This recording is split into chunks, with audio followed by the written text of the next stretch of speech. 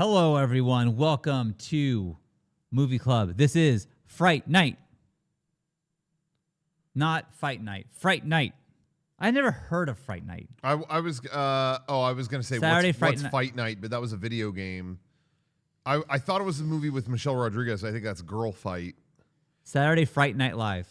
And then I was thinking, was Winona Ryder in that? That's Girl Interrupted. And then I'm like, interrupt what? A conversation? That's The Conversation with Gene Hackman. Gene Hackman, who there is one in Mr. Robot. And then the robot, iRobot. That's Will Smith.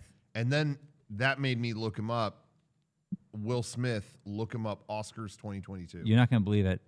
Dude, for Halloween, I put a playlist on, and it was a song from Will Smith's greatest hits, and said, ooh, shouldn't say that. Shouldn't call him that. The greatest hits? Bad idea. Anyways. G.I. Jane. I'm down Shakers. I give this probably a 10. 10 out of 5. It's pretty good. That's a pretty good ratio. That's pretty nice. All right, everyone. Hi. Hello. Welcome to Movie Club. Last week we did The Crow with Garrett. And as we said before, after our stream, our souls were not all the way in our bodies yet. They have since returned to our bodies, and we were ready and we were very excited to watch the movie Fright Night. I did not watch the 2011 remake, so I hope that's not the one you're talking about. No, fuck that. I'm so over remake. It's so funny because there's good remakes in the past. I'm glad that worked out. I don't care in the future. I am so over the remakes.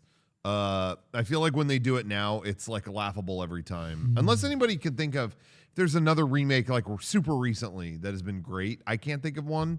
But you know, when they do them now, it's like RoboCop. Fuck off. Total Recall. Fuck off. Okay, all right. You know what I mean? It's like, what are the... Well, okay. There's some that like, yeah, I enjoy the shit out of this movie. Now, can I be real? The remake of Fright Night, I had never heard of Fright Night. Yeah. So I probably saw that trailer and thought that was an original. I didn't realize that was a thing. I mean, so maybe that's what most people do. Although I think that Total Recall and RoboCop are like infamous. People know those movies. Yeah, yeah. It's like, don't remake Jurassic Park. That movie's been made. We got it. Yeah. It's put that one in the oven. It's done. Is that what this saying is? I don't remember. Also, I didn't realize that there's a Fright Night Part 2 that was made. Have you seen that? No, I have not, but I actually did want to. Yeah, okay. I wasn't sure, and then I heard that Roddy McDowell has a great performance in it too, so I wanted to see that. I'll just say real quick, I didn't know anything about this. I went to a double feature of this and Night of the Creeps. That was why I was there. And I was kind of like, Fright Night, what is this? I'm not even going to get there early. I'm just going to, sit down and I'll be there for Night of the Creeps. That's it. Yeah. And was so enchanted by I did not know Roddy McDowell was in this or was going to be in this. And what a treat, because he has always been one of my favorite character actor. Him in Planet of the Apes has always been, him as Cornelius has always been one of my favorite performers. And he was also in, of course, Twilight Zone back in the day. He was in a lot of Twilight Zone. Classic. I do recognize him from that. Yeah. I've always loved him. Did not know, not only is he in this, that he was a huge role. That was like, so when you first saw him on the screen, like, oh man, that was cool. They got him for a second. I literally in a room full of people went, oh, Roddy McDowell's in this, and it's like, yeah, he's in the whole rest of the movie too. And so that made my day. Just that, I was like, even if this sucks, I'm happy for this. And I've heard he's in the second one a ton. Well, I was thrilled that Tom Holland directed it. I mean, what a talent! Yeah, what a talent. That guy must be really annoyed that there's a way more famous Tom Holland now. Yeah, was it? I'm trying to think. Let me look this guy up. Okay, I don't recognize him. I'm thinking there was another. There's another Tom, but it's not Holland. I think he was a guy who was in the Pirates of the Caribbean movies. I think that's who it was. It wasn't this guy, but there's someone with a similar name that I remember. There was a new. They talked on the red carpet about how they got Tom. They accidentally got one of his checks. Oh, Tom Holland from Spider-Man. Oh shit! He got a Spider-Man He check. got a bonus check, and he's like, and I shit my pants. It was the biggest check I've ever gotten in my life. And then I found out, hey, do you have the Spider-Man guy's wondering if you got his check? It was like, okay, all right, here you go. You know, He was like, there's more zeros than I've ever seen. this is like a. I remember once we have a friend, not my wife, but my friend named Jenny, who was she was in a couple of things before in the past, but for her like I think it was her 18th, 19th birthday. I remember we bought her scratchers that where you win $10,000, but you don't. You know, it's like the joke scratchers. Yeah. And I remember thinking it was the funniest thing. I put it in with a lot of real scratchers for her to scratch off, and I remember the second she did it, realizing this was a mistake. Because she got so excited that she won $10,000. The money was already spent before I could tell her, that's fake. I'm sorry.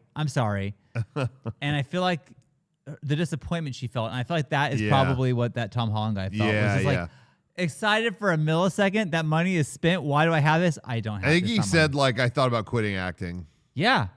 Yeah. And I'm sure it was just like, you know, before logic sets in, you realize this can't be for me. Yeah. You probably think like, oh my God. You know, that second can kill you. Well, sucks for him. I did not know that Chris Sarandon was in this movie, and who is the guy behind us, the vampire. Do you know what he's from, Rocco? Oh, man. He was really familiar during this, but I can't think of it. Well, let me tell you. I saw him. I was like, holy shit. I don't think I've ever seen this guy in another movie besides The Princess Bride. And he was the Prince Humperdinck. Oh, I don't remember that. Bride. No, I know I've seen him. I've definitely seen him in other stuff that maybe I don't remember, but I'm looking now and I just don't. Well, I guess he shows up in the remake too. Oh, really? But I don't only know him from The Princess Bride. But man, I've seen that movie 10,000 times, and he's a main character in that. So he was an asshole in that movie too. He was the voice of Jack Skellington. Really? The speaking voice. That makes total sense. Isn't that crazy? I hear it now. Yeah. That is totally him. Danny Elfman sang, but he spoke. Isn't that Holy cool? shit. Now that I'm thinking about it, I can yeah. Yeah. That's like when they said the thing about Catherine O'Hara. It's like, oh, I can totally hear that now. Her being Sally. I knew that as a kid. I did know that. I didn't know but I didn't know who this guy was. Yeah. That's fucking crazy. Of course that's him. Huh. I still think that, this is a tangent, but Christopher Geist being the six-finger man in Princess Bride, he's like a Gary Oldman, where that guy can turn into anything. Like the fact that that guy is like the Waiting for Guffman guy is not even the same person. Yeah. Like, Christopher Geist is a great actor that no one appreciates. Yeah. That's a tangent. Anyways, we're talking about Fright Night, the 1985 American supernatural horror film. Now, I try to get anyone in my house to watch this on Halloween. No one would. Really? No.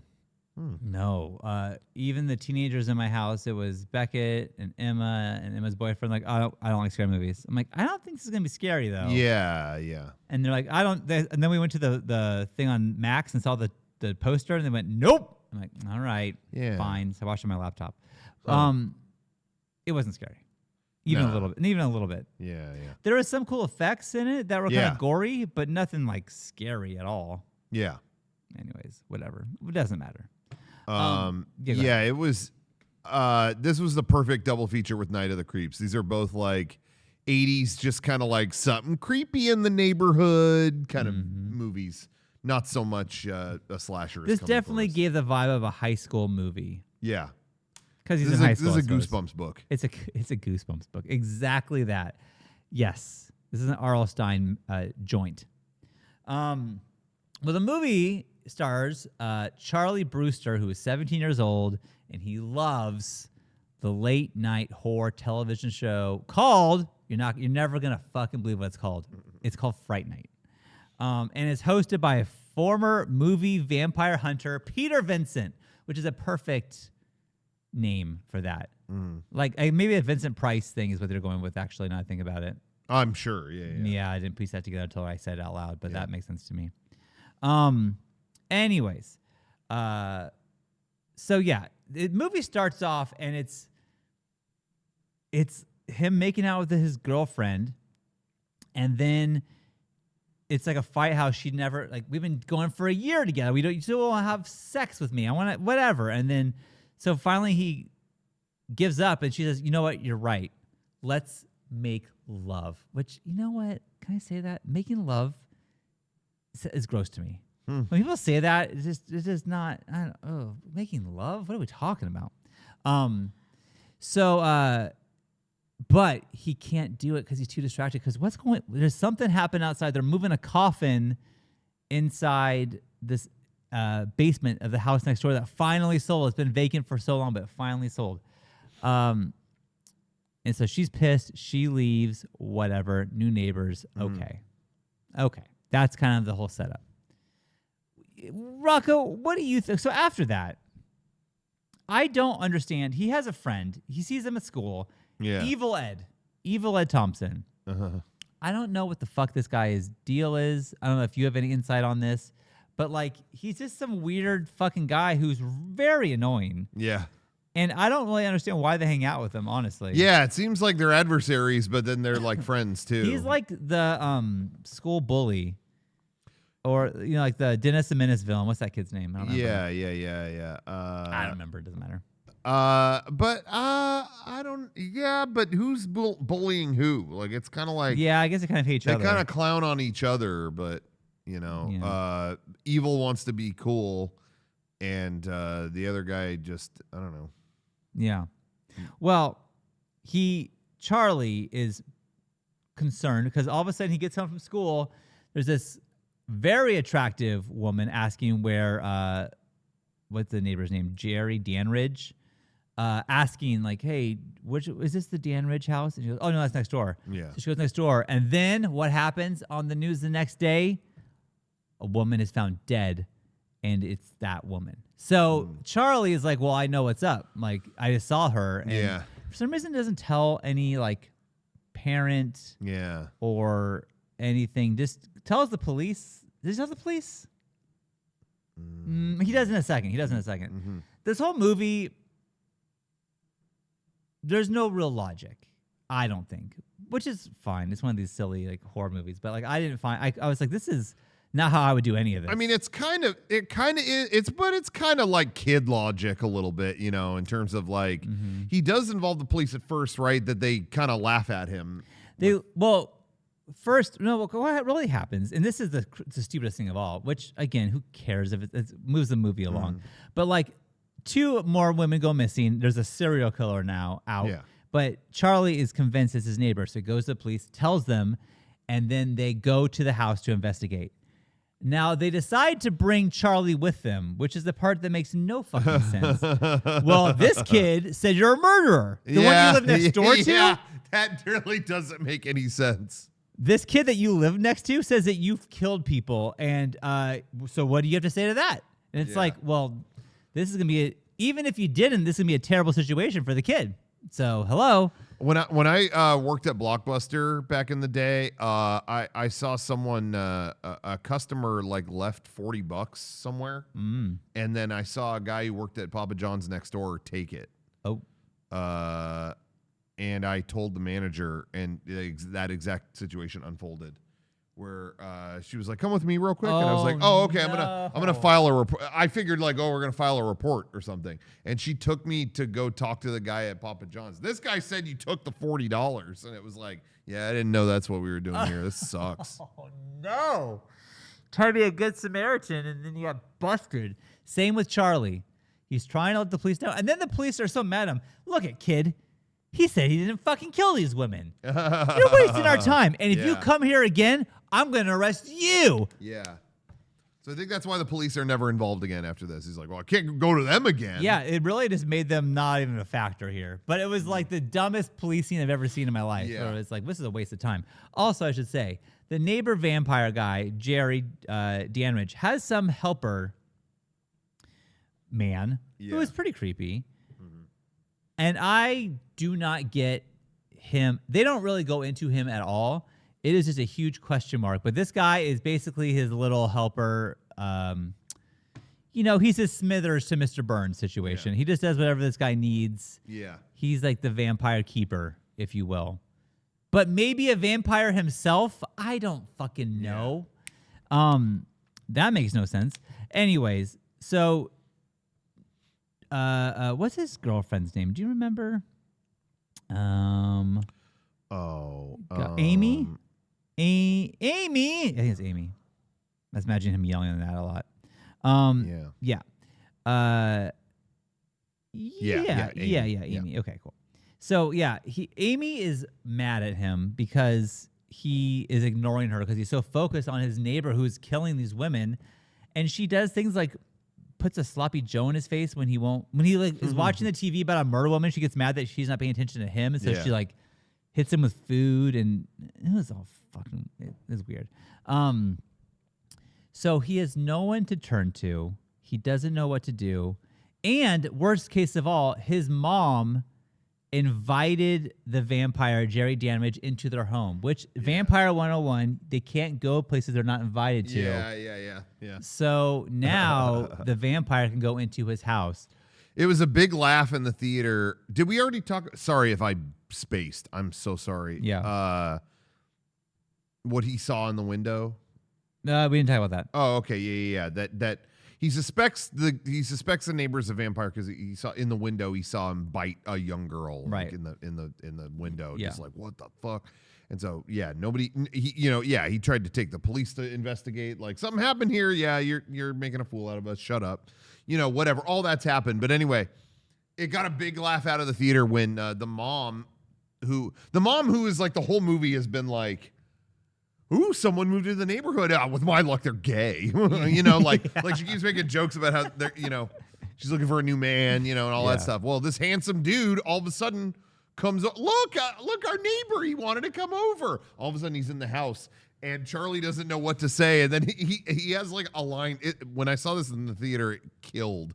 Where he was just like, "What's the matter, Charlie? What did he say? Like, worried I wouldn't be able to come over without an invite? Well, now I have one," or something like that. Yeah. He's like, "Yeah, don't worry, Charlie. Now that I've been invited in, I can come in whenever I want. Pop in from time to time. Like he knew Charlie knew. Yeah. I forget exactly how he worded the line. Because Charlie loves vampire movies and vampires because he is such a big fan of Peter Vincent and watches him every night. Charlie is very familiar with all the rules of crucifixes, holy water, stakes, and being invited over. Yeah. Vampire 101. Yeah. Anyways. Okay, so I'm all over the place here, so I'm trying to think where we were. Oh, wait, nope, I lost it. Fuck, do you remember where we were at? Where were we? They invited him in the house. Invited him in the house. Yeah, the police weren't helpful. Oh, so what they have to do is Evil Ed, Amy, and Charlie try to convince the late night host, Peter Vincent, to help. Because he's a vampire hunter, although he just plays one on TV. But he is a vampire hunter. Yeah, I mean, we're kind of jumping ahead like now that the vampire dude has been invited in, Charlie has to like fortify the house. Yeah, but this is so silly. And there's a whole like standoff there. Like true. Oh, yeah, that's a really good point. Because I have a whole thing about this. So go ahead. Dandridge like comes in and threatens to kill him for like snooping and like don't reveal my secret and blah blah blah. Yeah, that was the night that he came over. He came back and was like, "Yeah, I'm gonna." And then he's like choking him and said, "Look, I don't want to kill you. Yeah. So if you forget about me, I'll forget about you. Mm-hmm. You go on your way, I go my way. We're good here." Yeah. And then Charlie tries to pull out a crucifix on him. And then Dandridge goes, "All right, well, fuck you then." And then basically is like, "I'm going to come back later and I'm going to get you." Yeah. My whole thought is like, this movie is over if he just says, "All right, deal." But like that, Charlie couldn't fucking do it. Yeah. He couldn't do it. And all this shit he got into because he couldn't do that, man, he should have shut up.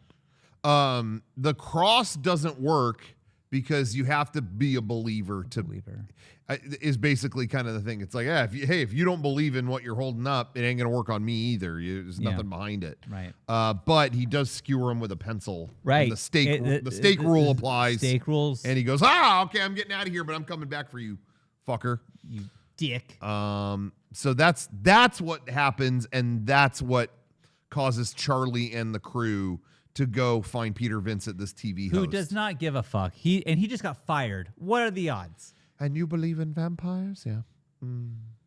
If only there had been a few more of you, we would have had better ratings. Well, that's pretty good. Goodbye. That's pretty good. And then anyways, so Peter Vincent is not in. Charlie is fucked. But Evil Ed, who doesn't like to be called that, and Amy go to Peter Vincent's house because they found that somehow. Yeah.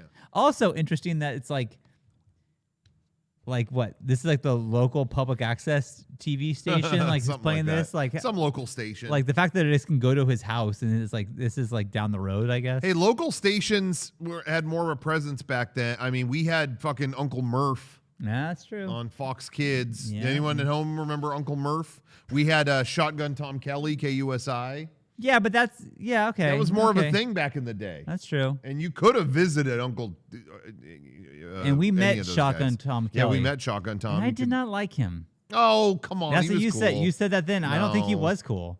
No. I did not think he was cool. Rocco and Derek were starstruck. I saw through it. Yeah, it was like meeting a Beatle. That's what you said last time. It's like meeting a KUSI Beatle. Yeah, I was like, he was kind of local Beatle. He's kind of a jerk, and they're like, no way, dude. No, I still don't know what you're talking about. He was not a jerk. I don't know. I think he was kind of. He was a bit of a diva. Like, no. He made that noise. Hate to break out the news, all the San Diegans out there, but Shotgun Tom Kelly was not nice. Okay, anyways, so they go to his house and they say, look, our friend Charlie is fucked up and he believes there's a vampire next door. Can you just go over there? We'll pay you to go over there. And he's like, well, he's got fired, right? So money's tight. All right, I'll go over there. He's not into it at all. And then they go, all right, $500. Or whatever they said. And he goes, okay, here's where we'll begin. All right, whatever, immediately goes into it. By the way, real quick, in this guy's home, he has, I have the original prop. He has like a little mirror. He has a whole bunch of them, yeah. He's got a cross. He's got all the vampire tools. Yeah. There is a life mask of him in his apartment that you could see when you were like a mold of him. That's from Planet of the Apes. Oh. That's the mold they took of him to create the prosthetics for Planet of the Apes. Ape fans, we eating good tonight. Wow. Just want to let everybody know. Wow. Already we got the McDowell factor. Now you got props. Mm-hmm. It would have been so sick if this movie ended with like they can't beat the vampires and then fucking Dr. Zaius showed up. Yeah. Your kind made a desert of it. Like that. That would have been the vampires ruined this land. That would have been saved it. So cool. That would have been fucking sick. Damn. Ape versus vampire. Ape wins. And he hit him with his fucking cane. An ape, they say an elephant never forgets. Neither does an ape. Oh. Wow. Cross gun. This'll make you say, holy shit. Yeah, we missed out on that. They called it a crucifier. Yeah, that would have been cool. Well, anyways. Fucking sick. So what does... It shoots 9-inch nails. So Peter Vincent does what the police did. He fucking calls the vampire up. Where can Charlie turn? Every time he goes to an adult, sneak in and stake this asshole. Oh, but he wants to know if it's a vampire. He's like, he thinks these kids are stupid. Yeah, I know. But every time that Charlie is like trying to get help from an adult, they turn on him and they talk to the fucking vampire and tell him what Charlie's up to. Yeah, these are dumb people. These are dumb people. Mm-hmm. So, anyways, the Peter Vincent calls up the vampire and is like, "Look, this kid thinks you're a vampire. Isn't that dumb? What I'm going to do is I'm going to give you holy water. You're going to drink it, and it's going to prove that you're not a vampire. And the vampire is like, I don't know about that. It's like, don't worry, vampire. It's not holy water. It's just tap water. Oh, well, in that case, come on over and we'll fool this stupid kid. And so that's what they do. Yeah. They bring the kid over. The vampire's there, and he goes, drink this holy water. And he's like, fine. And he drinks it and then is fine. Now, what he should have done, if fucking Peter Vincent was smart at all, might as well just go get some holy water. You might as well just go get some. Yeah. And then have that fucker drink that and lie to the vampire. Don't lie to the kid. Who are you lying to? If you had to get holy water right now, where would you go? A church. So you just go to a local church. Yeah.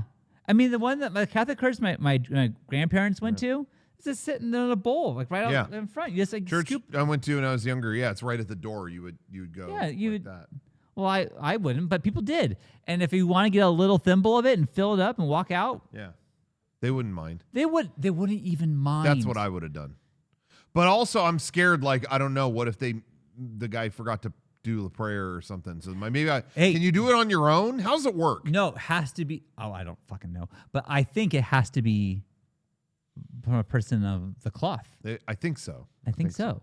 But the point is, I would assume it's probably been done there. Yeah. And if not, at some point it was done in that little bowl, that golden bowl. Yeah. So it's probably some residue, some holy residue is in there. And that, you know what? Okay, so if anyone ever calls me up and says there's a vampire, I'm going to go get some real holy water, tell the vampire it's fake holy water, just in case. Sure. What's the worst that's going to happen? Yeah. God, I'm so smart.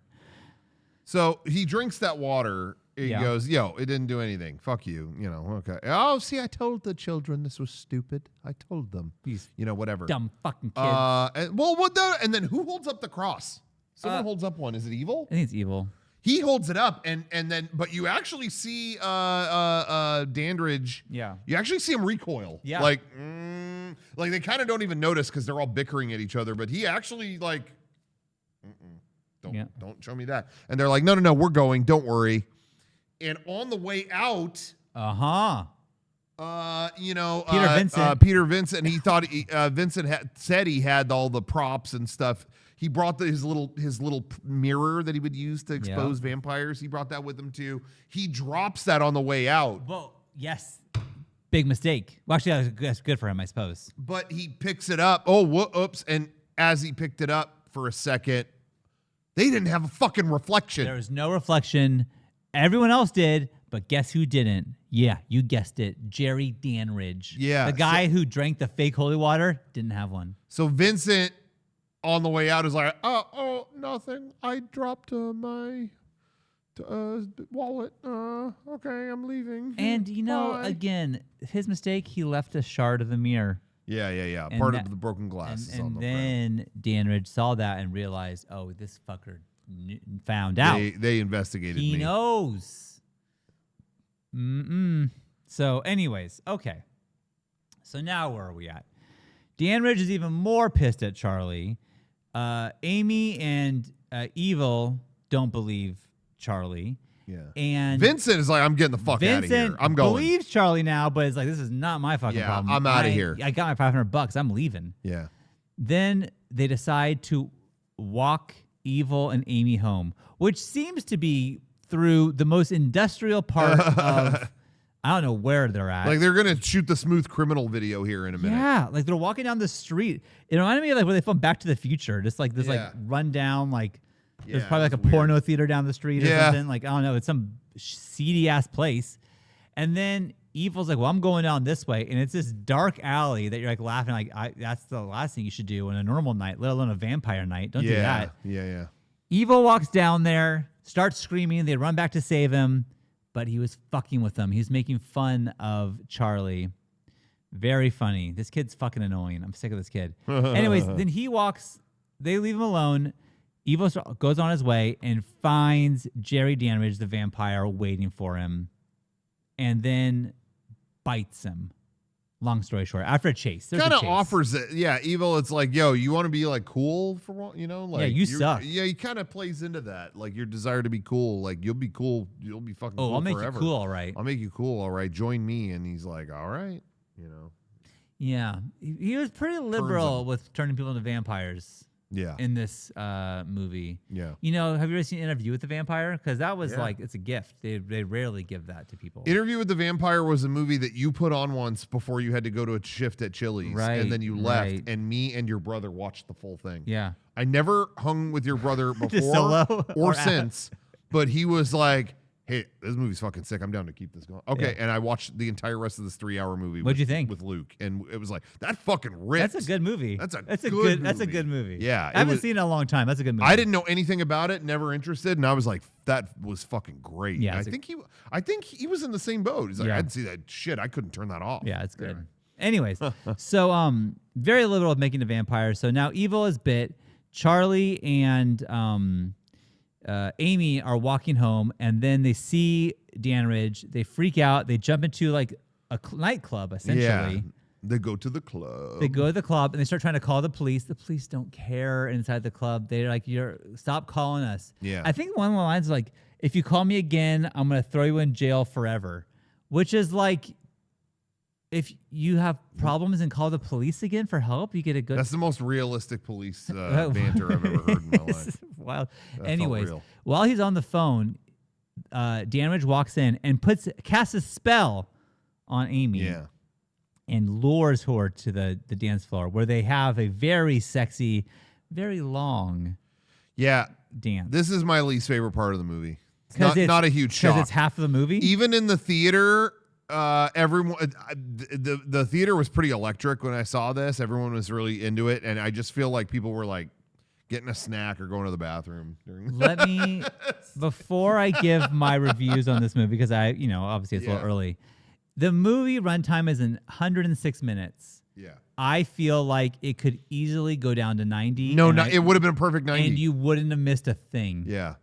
There was so much filler that I was just like, in this scene, but there's other scenes too, like the chase scene with Evil. It's just like, just fucking get him already. I know you're gonna. Just get him, And this dance scene was like casting the spell, and it was so sexual, and it's like, she's in high school. That's kind of weird. You're old as fuck. But that's like old vampire story, and that's though. what I that's also was. Much, it's also 80s. Story. Well, of course, that goes without saying. Yeah, absolutely. But I mean, it's old fashioned story. Yeah, whatever. but it definitely was it is. It's like, okay. But you also look at, even aside from it being a creepy vampire story, I mean, Twin Peaks came out a few years after this, and the whole thing is like, Will Cooper, FBI agent Cooper, get with Audrey, who is a high school student? Who knows? And it's like, well, this is a storyline. Yeah, you shouldn't do that. My kids were watching Never Been Kissed. Have you ever seen? Probably haven't seen that movie. No. With Drew Barrymore. But like, she's a reporter. They make her go like undercover into a high school to like make stories about whatever. Yeah. But then like the teacher falls for her, and it's like a love story between them. It's like, but he thinks she's a high schooler. Yeah, she's not. Yeah, but he thinks she is. Not, or maybe he's just that smart. Maybe he's that smart. But it's like, this is kind of a creepy story. This is no. I mean, I know she's 23, but he doesn't. Okay. Anyways, so he disappears. The vampire disappears with Amy while Charlie's on the phone with the police, not getting any help, and realizes like, oh shit, like he's got her. Now, Peter Vincent goes home, but who is waiting for him? Fucking Evil, who is now a vampire and seemingly, although he just became a vampire, is very familiar with what it is to be a vampire.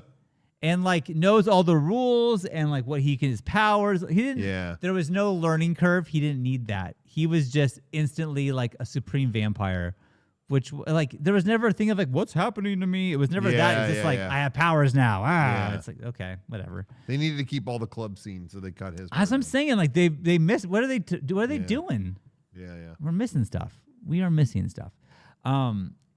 Anyways, so Evil attacks Peter Vincent. Peter Vincent takes a crucifix, puts it on Evil's head. It burns him and fucks him up. Peter Vincent escapes and now realizes that Charlie is in danger and tries to go him, Charlie and Peter Vincent need to go rescue Amy from next door at Jerry Danridge's The Vampire's house. Oh, I thought you meant from next door, the forum. Next door, the forum. They're saying bad stuff about vampires on here. They did it. Yeah, okay. So that's that. We good there? Did I miss anything? I don't think so. They go in, and that assistant, Mr. Smithers guy, I don't remember his name. He's around. He's just fucking things up for them, but he doesn't really play a pivotal role in this. He's just kind of there to be a hindrance. But here's my problem with him is that he's doing all these things. He's out in the daylight. He's doing whatever. But then he's like acting like a vampire kind of. But like, well, what are you? Like, what even is he? You know what I'm saying? The helper guy. Yeah. No, that was very weird to me. Because he was out in daytime, right? Like he was out. I think so, yeah. During the day. Yeah. In the sunlight. Yeah. But then, okay, whatever. I guess there's no real rules here, I guess. What are we talking about? So, yeah, I'm trying to remember. There was a conversation about that. What was it on? Like I watched bonus features or something on this, and they talked about like, oh, he's this. I can't remember. It cuts to a scene of, it's like a sex scene between the high schooler and the vampire. And it ends with him biting her. I thought the effect was actually kind of cool. It's her back, and you see the blood trickling down. That was kind of a cool shot. So she's been bit several times, seemingly. And now she's going to be a vampire. So now it's, Charlie and Peter going into the house trying to save Amy, who's already been bit. And then they kind of see that she's been bit and go, well, the only way to save her and makes it so she's not a permanent vampire is if we kill, what the fuck is this? Jerry, right? Jerry Danridge. If we kill him tonight before sunrise, she will not become a vampire. So that's what we have to do. They just established those rules for us. Thank you. Got it. And then they just fucking, I don't know. This part to me was, again, it's very long of like, okay, they're going up to the room to stop getting Danridge, and then the assistant's there, so they shoot him in the head. Okay, he's dead. Oh, he stands up. Well, they shoot him 5 more times. Okay, he's dead. Oh, he stands up, comes through. All right, now we're going to show the crucifix. I mean, there's so much of this showing crucifixes, and as they said, Danridge goes, this won't work unless the person holding it is a believer, and it really works 50% of the time. Like half the time they do it and they go, oh. Half the time they look and they go, haha, I just crushed it with my hand. It's like, well, which is it? Like, who do you half believe or what? What is it? Not always. I don't get the logic. I don't get it. I do think though we are missing there was an important line here. What's the important line? When Charlie and Vincent go back to the house and they enter in, and Danridge, the vampire, is at the top of the stairs. Which already feels like a Castlevania moment. Yeah. But when he goes, this killed in the theater. Welcome to Fright Night. Oh, yeah. For real. Or whatever he says. Right? That. Something like that. Yeah. It was like, I didn't have any, you're talking about like, oh, this is long or that's long. I didn't have any trouble this point on. It was really just that club was a life suck to me. I was loving this. One of my proudest moments, literally ever, is when we filmed an episode of the Aquabat Super Show with the Aquabats. Yeah. And there was the part where we were the men in purple. And then they want to call attention to the men in black. And we were all standing there trying to figure out what we should say. And I had the suggestion of, what if we said, like, I thought you guys were supposed to wear black. And I say, and then we say, that's a movie, sir. This is real life. And they all laughed, and Christian was like, yep, say that, and you can say it. And I remember being like, I got them to laugh. That's huge. And I get to say the line. Yeah. I was like, I got that one. But that reminded me of that. This is Fright Night for real. For real. But this is real life. Yeah. That was great. Anyways, so Charlie has faith. That's why Charlie has faith. The cross is working for him. It's just Vincent is a man who has lost faith in everything. Right. So it's not working. I think what I'm saying when it drags on, because this part is fine, but then in a second they kind of split up looking for trying to kill Danridge. Yeah. Before Amy like wakes up and becomes a vampire forever. Yeah. And so Vincent goes over to Charlie's house to get his mom. And a whole separate ordeal happens there. And a whole thing happens, and it's evil wearing a wig, pretending to be the mom, and like... Yeah. Then it it's is a bit much. Situation, and then he's naked because he got impaled. And it's just like, he becomes a wolf, and then like a vampire wolf guy, and then Vincent stabs him, and it takes about 22 minutes to die. Yeah. And this, I'm going to say it again, and I'm sorry to whatever... killed in the theater because people were laughing harder and harder as it went on and on and on. I can't speak to how this would have been at home. Watching this alone was not that. Yeah. Watch this alone was just like, what? Can we fucking stop? Yeah, but in the theater, people were just like, okay, all right. Everyone was just laughing harder. And it just keeps... It's not bad practical effects. No, not at all. Very not cool all. And makeup tricks are cool. Some very cool practical effects, and then cool practical effect, and then another cut to Roddy McDowell. So, I mean, I'm loving everything they're cutting to. Sure. I have no complaints. It just goes on for 7.5 hours. Well, let me tell you, the person who's watching this alone, I had some complaints. I have many complaints. Oh, man. And then, it's the same shit is happening though on the other side where it's like nothing's really happening and it's all going to build up towards something, obviously. Evil is dead. Peter Vincent comes over to help him. They find Amy, she's bit. They try to bring her down into the basement and they have the final showdown because the sun, take it back. The sun is rising behind the stained glass thing. And the sun's going to get fucking Danridge. The problem I have with this movie is that every single thing takes forever. The cross situation takes forever, and it's like, whoa! Yeah. And then the sun hitting him isn't just like, hit you, I'm dead, Ash, or whatever. It's like, ugh. Okay, there's more sun. Ah! There's more sun. No! It's like, okay, just fucking... Move it along. Yeah. How much sun we need here? How much sun? Yeah. So they go down to the basement because that's where all the windows are blocked out. That's where his coffin is. They find his coffin in a secret compartment. They wake him up to stab him in the heart. They stab him in the heart. Doesn't do shit. Doesn't do anything. Now, I will also say, I kind of skipped over. We killed the Mr. Smithers helper, his little helper. Yeah. But he was a vampire.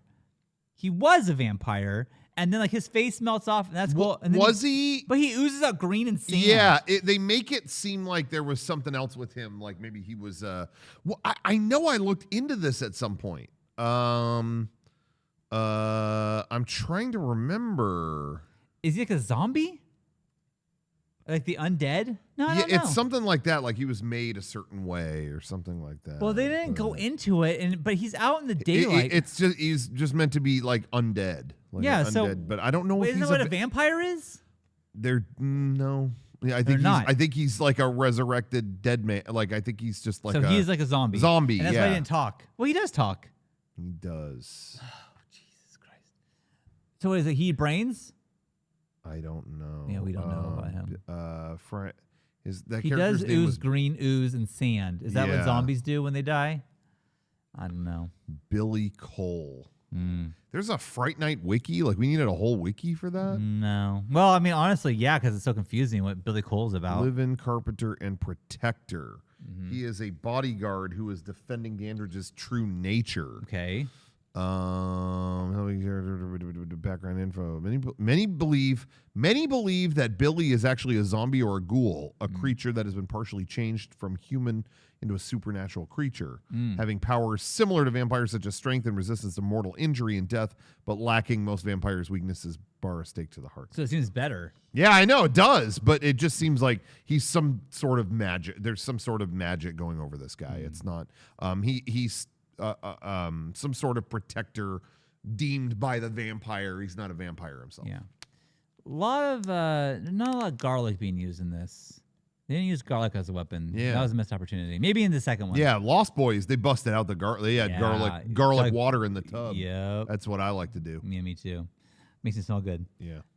Anyways, so earlier on, you saw that guy, the helper guy, painting the windows black in the basement. So, to keep the light out.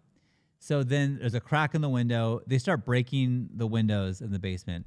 I was laughing so hard because there's seemingly 10,000 windows in this basement. There's never been more windows in a basement on the planet. Yeah. So they're having the final fight. The sun is getting them, and finally they break one more window and then melts Jerry Danridge. And the effect is cool. It's like the wax skull ooze, whatever. Yeah. But even that kind of goes forever, where it's like the toes going away and coming back and going away and coming back. It's like, okay, Jesus Christ. But anyways, he dies. He's dead. Yeah. Okay. Now let's cut back. What's happening now?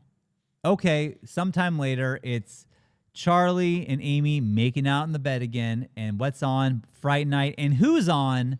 A rehired Peter Vincent. Yeah, he's back. Who decided, you know what? I'm the vampire hunter, but today I'm playing a movie that I am not in. It's about aliens from Mars. Yeah. And they play some fucking weird-ass movie. He's like, something like B-looking movie. And I thought, I bet this was like Tom Holland's like student project or some shit. It gave that vibe to me of like, I bet this was something they already had. Anyways, but what's across the street? What's across the window? It's a red light. And then you hear Evil talking like, "You're the man, fucking Charlie," and then it ends. What does that mean? I thought he died. Was he not dead? Is he a ghost? Is he haunting the place? Why is it glowing red? What is that? Maybe that's what the second one's about. I have no fucking clue. But that was weird. So, anyways, that's Fright Night from 1985. I'm honestly kind of curious what they would even do with a modern version of that. I'm also looking at the posters. Yeah. Sorry. Okay, so I think it's a great poster. Oh, it's a dope poster. Fright Night poster has this cool. ghoulish cloud over a house. That's sweet. Okay, cool. Let's look at the poster for part 2, shall we? Yeah. Fright Night part 2. Is it the same poster? They just repeated. It's a different building. Same thing.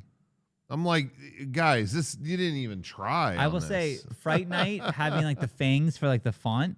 Well, that's a Jason Cryer design. Very well done. That's smart.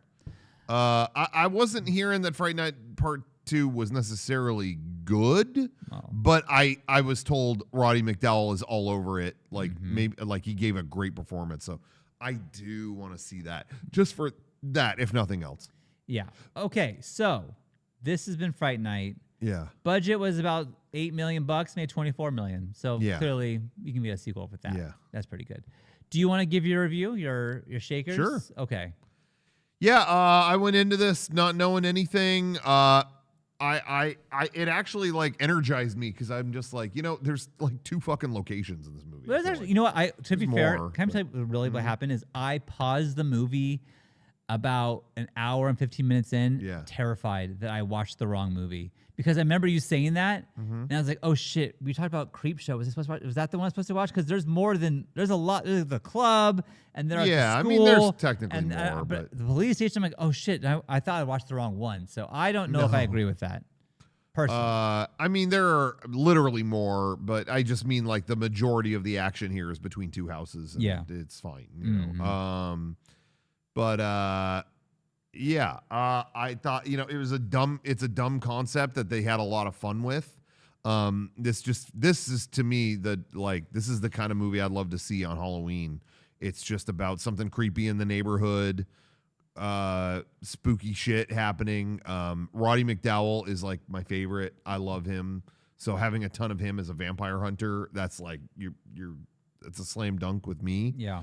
Cool practical effects. I mean, this to me is just, you want a fun 80s horror movie, this is one of the ones I would put, or 80s movie to put on Halloween. Yeah. This is going to be one of the ones that I pick. I just thought it was really fun. It just, that club part, it just is so boring. But I didn't feel like the rest of it was too long, other than like I was laughing at the kid dying. That doesn't sound good, but it doesn't. You know what I mean? I do know what you mean. Like that part was comically long, but I was enjoying it still. Like the effects were good enough that I'm like, I'm glad they did this because I'm enjoying it. So yeah, I don't know. I fucking loved it. So I'm gonna give it a 4. I can't give it higher because of those parts I meant. That one section of the movie is unforgivable to me. But I really loved it. I think that this movie was made to be seen the way you saw it. I think watching it with a group of people who have maybe even seen it before and can laugh with it and whatever would be a lot more fun. Watching this solo, I did not like this movie. I was just like, I was bored, and there was charm to it for sure. Yeah. I'm not saying I hated it, but I will say that like overall, there were a lot of moments where I was like, move this shit along. Yeah, I never thought that other than that club part. I never had that if people thought. are laughing and having a good time, it makes the time go by faster. It was a blast when I saw this in a theater. I could see that. We were everyone was. I mean, it's a pretty well behaved crowd. Yeah, and laughing the whole time. It was like, damn, that was so much fun. Yeah. So I did not experience that, and I wish I did. But I this to me, if it wasn't for being on the show and having talked about the whole movie, I would have turned it off because I was just like, this is just too long. That's interesting. Yeah. Wow. I actually, this is one that I thought I was heading into a slam dunk here. Yeah, and but again, I think the way you watched it was perfect. Yeah. And I just, when we first saw The Thing, my first time ever seeing it was in that theater. Yeah. And that was, not The Thing is a great movie for the record. Yeah. But it's like, I think that movie's so fun because that was so much fun watching it in that theater with those people. Yeah. But that one holds up by yourself, too. That holds up. Yeah. I would like that solo. But this one, So I'm going to give it a 1.5 shakers. Wow. Yeah. I didn't think it was that. Wow. Yeah. I did not think that was going to happen. I'm going to steer clear of part 2. No interest. It was just, and again, if it could have been honestly a half an hour shorter, and maybe because there is a part of this that I like. There is a skeleton here that is cool, but it was just so long and drawn out. Yeah. So this could have been a short film. Wow. In my mind. Anyways, so that's just me. No disrespect. No, I'm not. I didn't hate it. I just whatever. It was whatever. Okay, that's this week. Now next week's a little different. Rocco, as you may or may not know, is going to Japan next week. So you will not be here next week. So it will be me still, and Garrett is going to come back on, and we're going to watch a movie that he has seen 10,000 times, and I have not seen one single time. Because believe it or not, I have never seen Rocky Horror Picture Show. So that honestly would have been. I haven't either. So yeah, I've never seen it. It's one of those things seen where like pieces of it. I guess I just know that there's like a whole thing about seeing it in theaters, and like that whole scene seems terrible to me, where they like yell things the whole time and call you a virgin if you've never seen it, and like it's a whole, that is not my scene. So I've never seen this, but Garrett loves it, and it's not. This is not a scary movie, I don't think. I actually have no idea what this is about. I don't even know. Yeah. I have no idea what this is. I know the cover of the lips. That I've seen. So we'll figure it out. I won't get to share this story on that episode, so I'll just share it now. There was someone I dated a long time ago, that really had like no online presence. Like she didn't want I don't want social media or any of that stuff, and I have a very specific memory from a long time ago of she did one of those screenings and like dressed up and did all this stuff, and then like they posted a ton of like just the worst photos of like people you know what I mean, like unflattering photo, you know what I mean, where it's just like, dude, you didn't even tell us you were taking the picture. Yeah. And I remember she had to like, take this shit down. Yeah, that's my only knowledge of the people who were like dance on stage or something. Yeah, I don't know. I have no idea. I just remember that was an issue. They were just like, "Can you please not post this shit? Get this down." I don't know. That's my only knowledge of this film. And if then you want Tim Curry. I mean, Tim Curry rules. I know Tim Curry. If you want to watch this while you're in Japan, you can. I'll allow that. So you probably will. He'll be watching. He's gonna skip Tokyo. Yeah. Watch Rocky Horror Picture Show. Anyways, all right, cool. Thank you, everyone. As we mentioned before, this has been a crazy week, but thank you so much for supporting us, being on this Patreon. As we said first stream, Rocco was already going to go to Japan, and I think that would have been the absolute worst trip ever. But you guys, you guys saved it. So, and he's going to film a ton of cool shit for us. Can't wait to see that. Yeah. We'll see you next time. Me and Garrett for Rocky Horror Picture Show. Goodbye, everyone. Thanks again, and we love you. Stop recording.